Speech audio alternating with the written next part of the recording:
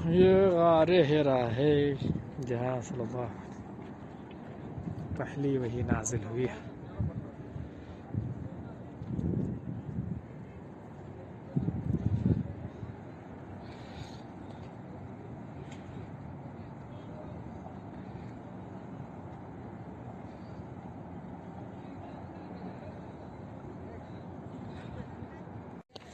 ये गारे हिरा का टॉप एरिया है और यहाँ से तकरीबन 500-600 मीटर नीचे है जहाँ आप सल्लल्लाहु अलैहि वसल्लम इस पहाड़ पर आकर के बात करते थे।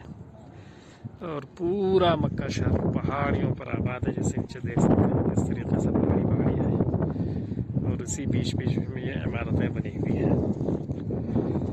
और ये दूर कहीं सामने मक्का टावर नज़र आ रहा है जहाँ पर खाने काबा है।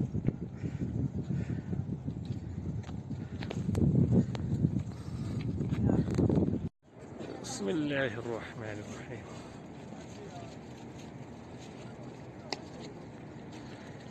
गारे हिरा से